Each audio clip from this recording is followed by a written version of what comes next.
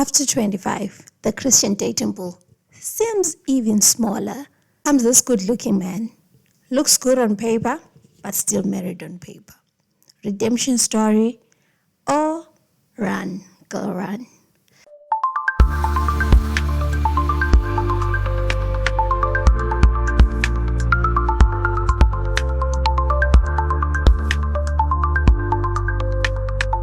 Hello and welcome to the Future Husband Diaries. My name is Maya Onesis Spanda, and I hope that you've been having a great time wherever you are.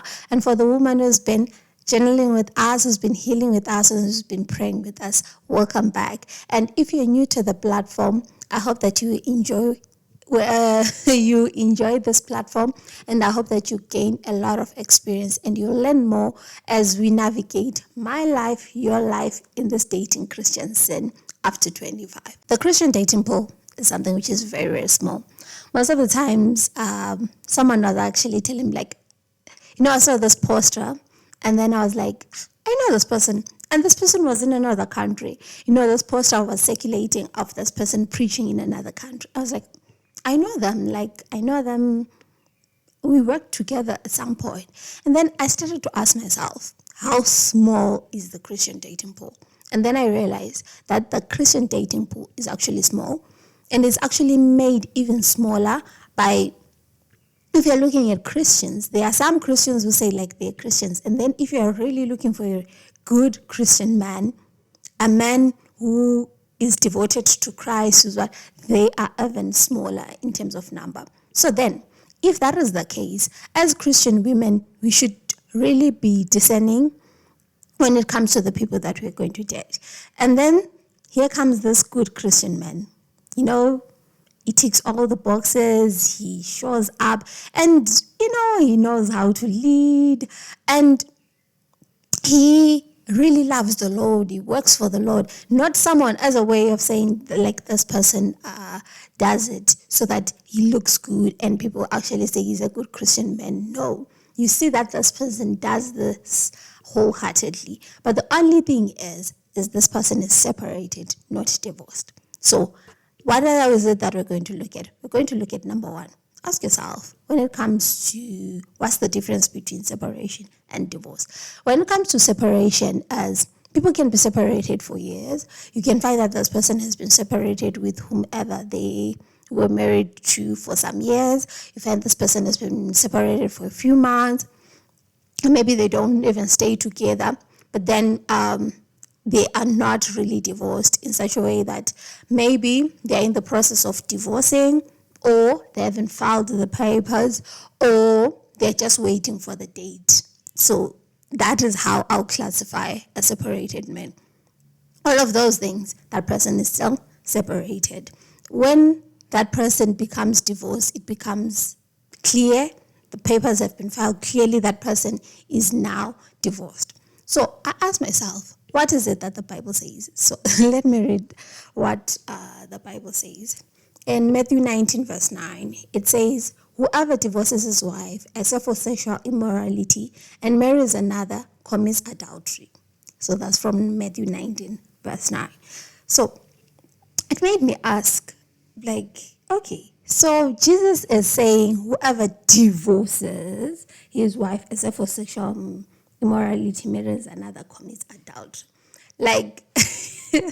It made me ask myself, okay, so this person has to divorce. I know there is this other part where it says for sexual immorality. We'll get to that part later. But I wanted that part where it says divorce. And there is even a time, I've forgotten the text in the Bible, where it talks about, they were talking about, and they were saying Moses gave us a bill of divorce. And then I was okay, I was really looking into this and I was digging deep and depth. And the Bible only specifies about divorce. There is nowhere where it says about separation. So if the Bible isn't clear about separation, it only talks about the divorce part. Therefore, it must mean that the person who is separated is still married. Technically, they are married, yes. They might not be with that person. They are still married. So that is what I got from it. So if you're looking into this person is still married. So if you are dating a person who is still married, as a Christian woman, there must be a little bit of question mark that should be coming in. The reason why, yes, you might be saying he was the one who was being cheated on. A lot of things were done to him. But then I was like, if that is the case, yes, there is no harm in waiting. That's what I was saying. Like, there is no harm in waiting for you to have that clarity to say this person is officially divorced. You can wait. You are not in a rush to somehow move from this person to this person. Like he moves from marriage to you and what, and it will make things not really, really clear. So that is what I got from the Bible to say. Separated is still married. The only part when a person is not married anymore is if there is a bill of divorce and if that person divorces. And we know that when it comes to divorce, it might take years, yes, but technically that person is still married if they are separated. Where it says divorces, the Bible is very specific with these things where it's always talking about divorce. Yes. So now you ask yourself, but this person officially is not divorced. This person is not really divorced because if I'm looking at it, this person is still married. So what should I do? But then in each situation, you need to fully understand the whole situation before you actually say, like, okay, because there's not one answer that answers it all. What you need to do is understand that this person might be separated. Ask the right kind of question. How long has this person been separated? Are they looking into reconciliation, or they're not looking into reconciliation? Ask those kind of questions so that you'll be able to understand. But what you need to understand when you're getting into that relationship is, number one, this person, if they are separated, they are still married to the other person. You are the other girl. No matter what how you look at it, you're still the other girl. But when you are now looking at it in terms of whether this is a red flag, we'll get to that part where when you're talking about the redemption story. But when is it a red flag? It is a red flag when you feel like a third party in the relationship. This person is always talking, my wife this, my wife that, my wife did that. That is a red flag. Yeah, my wife is better than you. Why can't you do this better than my wife? Yeah, I'm calling my wife. I'm going. Yes, you are that party in that relationship. This person hasn't gotten over the other person. You're just a space filler at this time. Maybe it might be that they're lonely and they want someone to be there to keep them company, but fully they're still, or their mind or their heart is still with the other person. And it might take time for them to fully heal. But I wouldn't advise you as a girl to be actually in a space where you feel like you're that party in your own relationship, where you feel like you're the third wheel in your own relationship. In a relationship, you should feel like they're only just the two of you. And if that person is always comparing you, I know sometimes they might not do it consciously, but they do it subconsciously without really realizing, in such a way that even if you ask them afterward, like in the relationship, like, no, you were doing this, like, oh, okay, I didn't notice. Yes, it might happen that way, but make sure that when it's in your space or when it's in the what, you are not the third part. How can you the things that they say, the things that they do, make you to fully understand whether you are the third party or that's just the two of you in a relationship. Then I ask myself, like, okay, so since the Bible is not really clear, and this is just my opinion to say this person is technically still married and not officially divorced, then I ask myself, is this a redemption story or is it a red flag? First, let's look at why I would think this is a red flag. Because number one, there is always that part where you say there might be reconciliation. And if that person reconciles, technically, he was cheating with you. So you were the other person in the relationship. There's always that room for reconciling. We know we've seen it all. People were in the process of divorce who had been separated for some time, and then when they get to that part where like, okay, now they have to sign the papers, then they decide, no, I'm not going to sign the papers because I feel I still love you, I've been apart from you for this time, therefore I want to get back together. There is always that little bit of percentage that is there that says most of the times there's always room for reconciling. So if that person, even though they might say it really is over, but you can never know what really happens. There's always that room for reconciling. And after they have reconciled, you are now the other woman because you dated that person while they were not officially divorced. So for you to actually say, I want to move away from this. I don't want to be the other woman. I don't want to be the person, the reason why someone is contemplating. Now they have been dating me for some time. Now they want to reconcile with their wife, but then they're like, I've been dating this person, has been with me, so what should I do? Sort of like now they're contemplating whether they should go back to their spouse or they should stay with you. I do not want to be that kind of person. I do not want to be the reason why they'll be contemplating that. If it so happens that they feel reconciliation is still possible, they should have that open mind and be free to actually go back and retry if there is a reason, if they want to retry. And it muddies the waters if you are there, if they are not at a certain point where things have been clearly set apart. And the only time that things have been clearly set apart is if the person has really signed and the other spouse has really signed and things have been filed in the court and they are officially and legally divorced. Yes, they can get back together afterwards, but it's sort of like there is that finality when it comes to divorce, which is not there when it comes to separation. Yes, there are some people who go through a legal separation where they actually sign papers and then they say they are legally separated. But the fact that they are at the point of separation and they haven't got to the part of saying, yes, I want to be divorced from this person. Sort of like they're in that process as they are dealing with it. The fact that they are still in the process and they are dealing with it, there is always room for reconciling. And I do not want to be the other person there who's muddying the waters. And therefore, I'll also advise you not to be in that space where you are the one who's actually muddying the waters if they want to be reconciled. I know it's really hurtful because maybe you found this person and you really like this person. And then you're asking yourself, like, this person is not technically divorced. What should I do? There is no harm in waiting. We should run away from unresolved baggage. When it comes to a person going through the process of divorce, it's sort of like they are healing.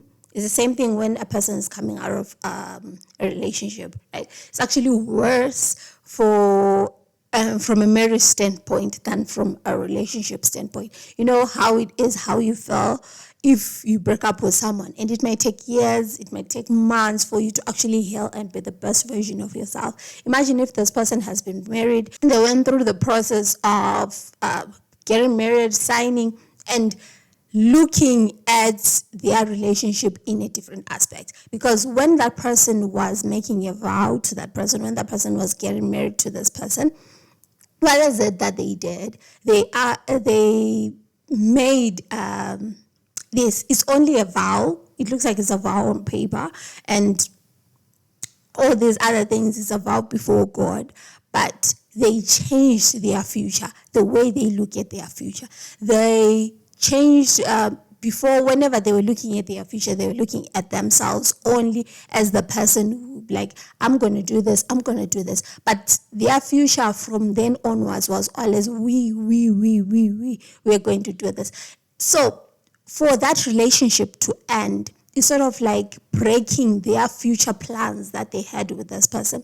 They are shifting their mindset. They are shifting their emotions. They are shifting their physical, like they are shifting everything about them for them to actually not look at that future with them, but look at a different future where that person is not there in the space that they are going to be, or in the future that they now have to start to re-envision for themselves.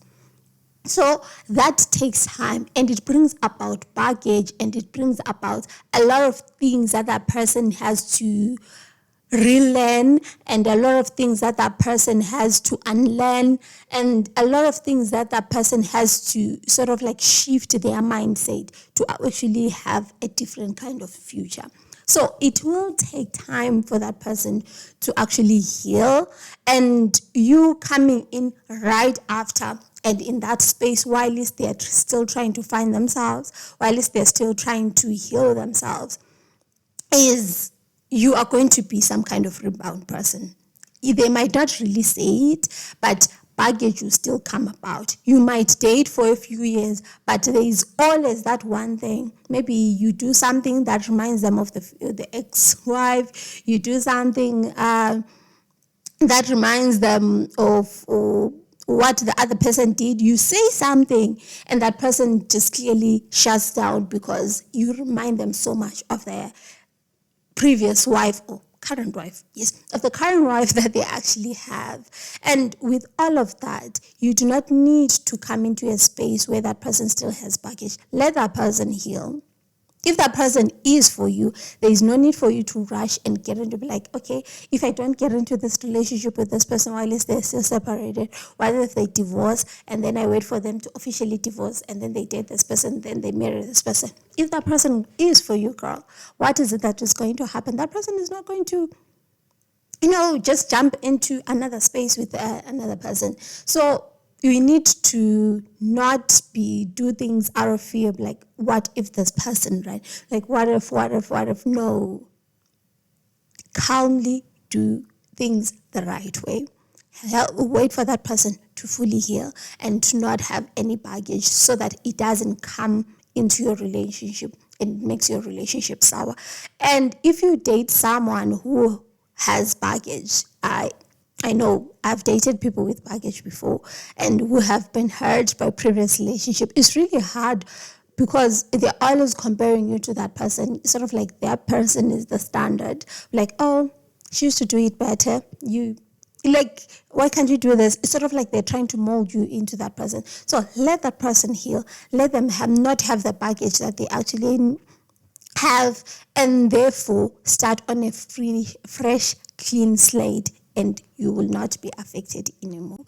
So how can this become a redemption story? It can become a redemption story if maybe you are just friends with this person and this person is not seeking romance. And you see also that this person is taking the time and is taking the effort to actually heal. That can be a redemption story. You are seeing that this person is making an effort to heal from the previous relationship, and they are, not just putting effort, they are willingly doing it, and they are not being forced to do it. That person might be a redemption story, because there are so many underlying things that we do not really notice, where we say, I was in a relationship. Yes, getting out of a relationship and just jumping into the next relationship will not heal you. You need time, because there are some futures that you actually had emotionally.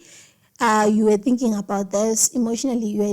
You're viewing your life as it's going to go in this way. You need to mourn and let time to actually pass so that you can mourn the futures that you did not get to have and heal from all the things that happened. Doesn't matter whether you are the one who was on the right or you are the one who was on the wrong. There is some time that needs to be let down so that you can fully heal.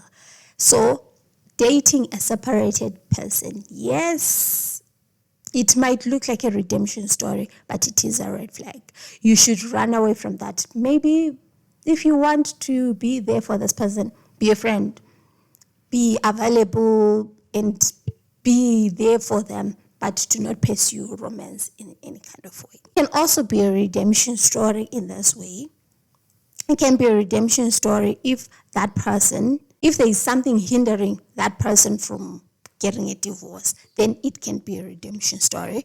What am I saying? If maybe they are, officially they really, they have healed, they've gone through all the processes, and they are willing to date you, but there are some hindrances that might be there. Maybe they can't afford to get a divorce, or the person doesn't want to give them a divorce, or in some other countries, divorces are very, very expensive. So that person now is in a space where they say, okay, I'm still married and all, but there are some hindrances and blockages that might be there. And I want to move on with my life, or I've moved on from my life, and therefore I want to start afresh. But if I get the money, I'll officially divorce this person. Or if this person, I can track them down and they will actually sign these papers, then that can be a redemption story. I've seen those stories and they are beautiful. If that person, maybe there are some hindrances in life, yes, we cannot all expect that our lives will be the same. There are some people, yes, they have divorced, they have talked to parents, and that they're officially divorcing. In African cultures, for example, you go back to the family where you were before you paid the lobola, and you actually tell them that you're officially divorcing. It might be that they haven't signed, maybe because it's very expensive for one. They haven't signed because of other, maybe the person doesn't want to sign, but they've actually gone to the parents and they've actually divorced. I think that can be something that we can take, especially in the African setup, because marriages in the African setup, they are not just marriages. It's not just only signing, but it's the parents actually agreeing that you two can live together, you can be in a relationship. You know how even in customary marriages, you can just pay lobola and then you are done. You are officially married, and then a pastor prays for you. That can be a marriage in African setup. It's the same thing with when it comes to if that person has gone through the process of going back to their in-laws and telling them that they're officially divorcing and the parents have agreed and they've separated like that. That can be a redemption story. You can say that person is officially divorced because they've gone through that whole process. The only thing is legally they haven't really signed. A person hasn't really signed, maybe because of the hindrances. I do not know. I know even in my country, it's a lot of money for you to actually divorce. It's very cheap to actually get married, but it's very expensive to officially get divorced. And that person, what if that person doesn't want to give them to you? So that is a redemption story. So now, what is it that you need to do when you're looking into this? Should I date the separated person or should I not date the separated person? What you need to do is look into whether this person has officially gone through the whole channels of setting up and talking to their parents and saying they've officially divorced. If that person has gone through that, then you can date that person. But if that person is still in limbo, not really sure whether they will do it or they will not do it, then that is a red flag. So what do? You look at each situation differently. Ask the right kind of question. Ask the right kind of question so that you as a woman, you are not going to be vulnerable or you are not going to be despised out of it all and be thought to be the other woman in the relationship or the one that actually broke them.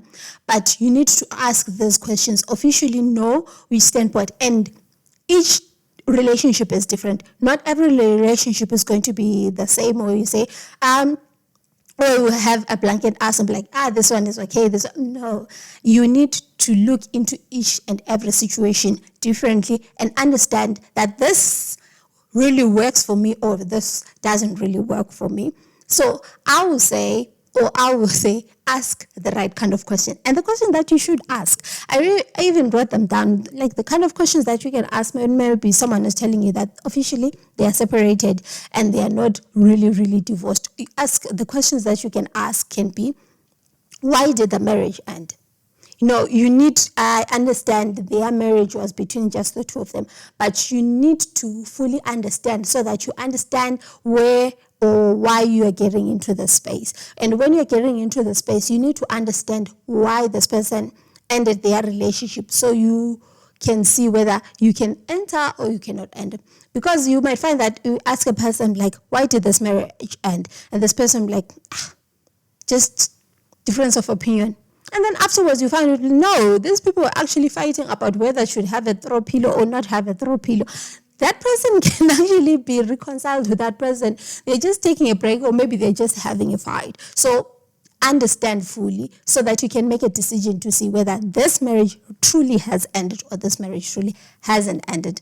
And ask, was there adultery? And if there was adultery, who actually committed the adultery? That is a second question that you can have. And then the other thing is, are they seeking reconciliation? If the person comes back to you, are you going to go back to them? Are you going to reconcile? What is it that you're going to do? Are you healed or are you just lonely? Because some other people get to be lonely and they're like, okay, I've been separated from my wife for a few years and I'm just lonely. I just need someone to come in, like fill the space, fill the void. So if I get to a point where I'm like, okay, I think I've healed, or I think I have forgiven my wife, I'll go back to them. You need to ask this question. Are you looking to remarry? That's another question, so that you know. Some other people will not be willing to remarry, and you spend your time with this person, 5 years, 3 years, hoping that this person will actually marry you at some point, and this person who is not looking to get remarried. So if you also are not looking to get married and this person is not looking to remarry, then that could be a perfect match. But what if you are looking forward to a marriage with this person has told themselves that they will never remarry? So those are the questions that you need to ask. And then what you need to do is, God is powerful enough to bring you a healed man. You do not have to be a rebound to someone. So make sure that you are not the rebound. Ask the right kind of question. Do the right kind of things so that you do not become the rebound for the person. And yeah, God is powerful enough to make you a rebound. Pray about it. I know people are always saying, pray about it, pray about it, pray about it. No. Like, fully trust. I think, yes, fully trust and have faith in Christ that when the time is right, He will make it happen for you. If you truly desire to be married to someone who is fully healed, who is God will actually do it for you. But then there are some things that God will not do for you.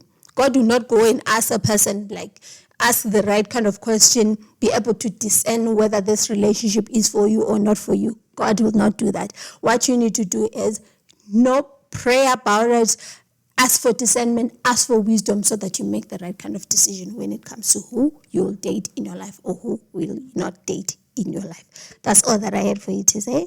And I hope that you have a great day wherever you are. So, see you next time. Bye.